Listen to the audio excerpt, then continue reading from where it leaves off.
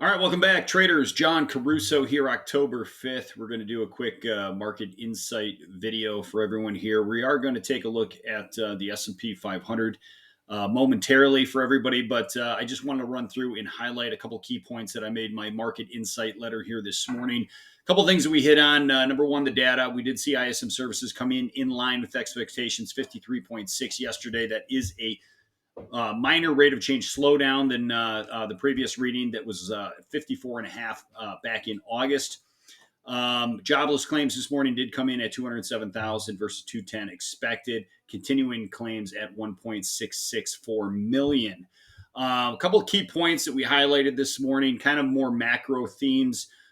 We did touch on the debt a little bit this morning, where the U.S. national debt has been growing faster than GDP for the last 10 years.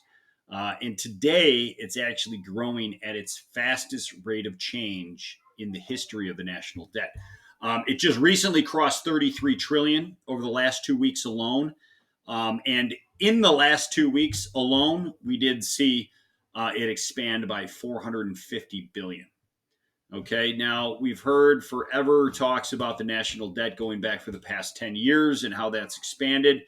However, it never really seemed to matter as much as it matters right now. Now, why does it matter? Interest rates. That's plain and simple. Interest rates. The cost of servicing the debt right now is at its most expensive point and at any time in previous history. We're sitting, I believe, cost to service the debt now is approaching $650 billion this year and expected to approach $1 trillion out in 2024 when all of the debt has to be rolled over. So that's why it matters. The cost to service the debt is getting extremely, extremely expensive. Interest rates are on the rise right now, and we don't see any sign of them slowing at the moment. That kind of brings me to my next point, the bond market, the interest rate markets. There's really, there's no magic number in the 10-year yield that's going to, set off any alarm bells that screams, step on in, let's start buying bonds to investors. And I fear this is something that I share with many other market participants out there and strategists out there. I fear that the only thing that is going to draw investors back to the bond market is if there's, a crash in the stock market of some sort. I feel ridiculous. I feel kind of dirty talking about the potential for a crash.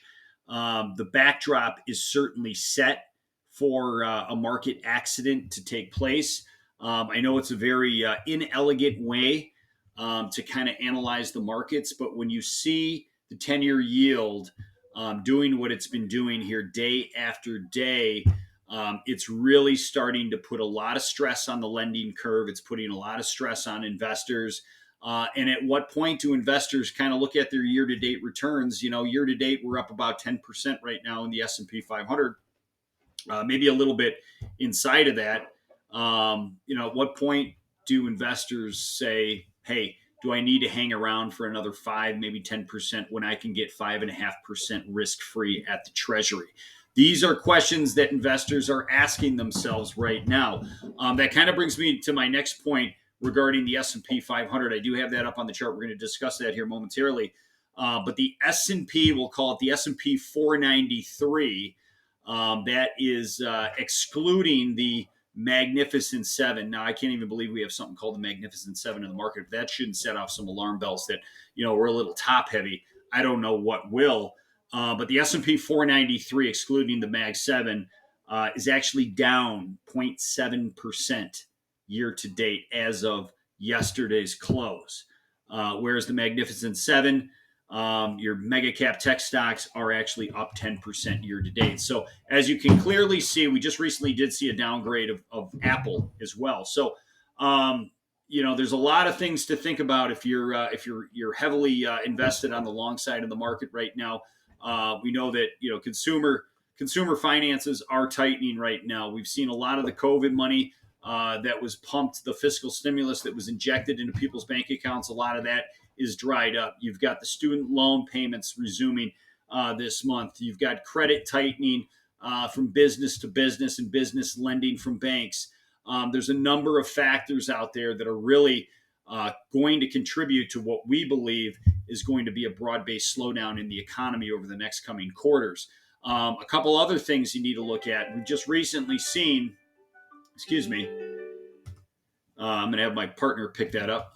We have just recently seen a 25% slide in gasoline prices. We've just seen gold prices crash 10%. We've seen silver prices crash 21%. Oil prices in the last 5 days have dropped over 10% inside of 5 days. And it seems as if the demand side of the story is now starting to step up in the forefront in the energy sector. So all these things we need to kind of pay attention to as warning signs of the possibility of an oncoming recession, despite the Federal Reserve.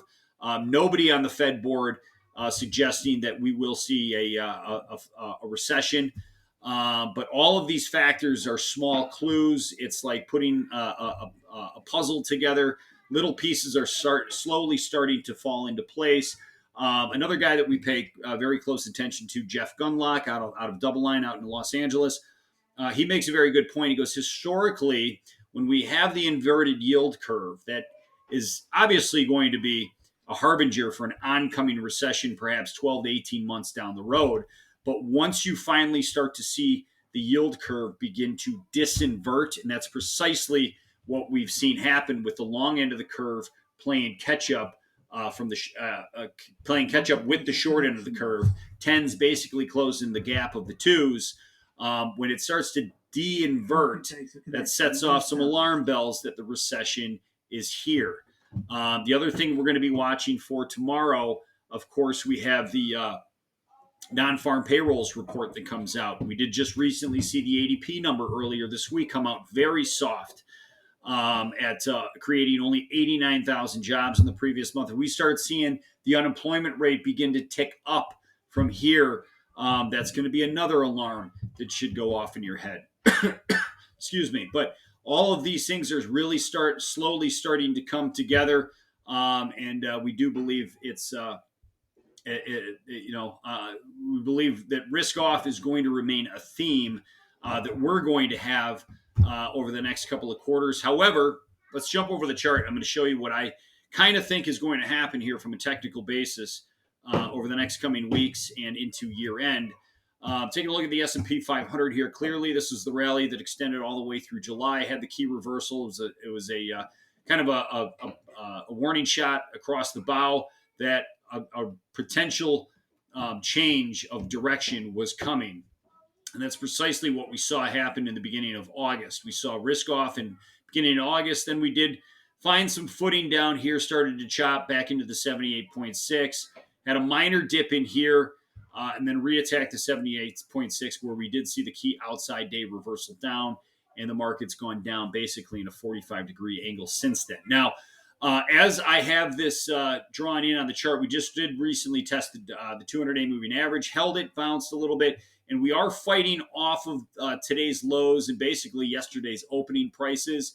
And what I think is going to happen is we are going to start to see some chop back on the upside in here that could potentially extend into 43.95 to maybe 44.15, which coincidentally happens to be the top end of my trading range for this market based on the bands that we look at. And then I believe there's going to be another severe period of risk off that could ultimately complete this downside move for over the we'll say the intermediate term or over the next course of the next 6 to 8 weeks, and then perhaps we get a recovery bounce into year end, the holiday rally that everyone kind of looks for. I don't know what's going to spark this move higher.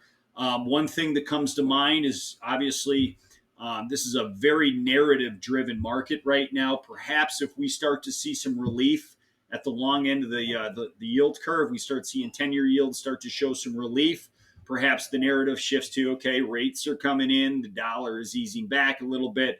The growth figures in Q3 were still pretty good that we're going to get out in Q4.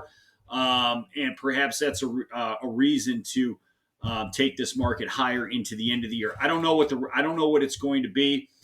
We will certainly change our minds if this doesn't look as if it's going to come to fruition. But right now, still see some upside chop, followed by another period of risk, maybe takes us into 4180.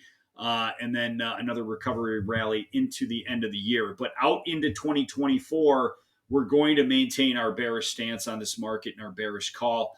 I'm likely going to always have a core short position, and what I'll do is I'll just gross that position up on overbought signals, degross it on oversold signals, and that's likely how I'm going to work this market going forward. So best of luck to everybody out there. Hopefully that was helpful. If you have any questions, feel free to reach out at any time. Once again, I'm John Caruso. Best of luck to you.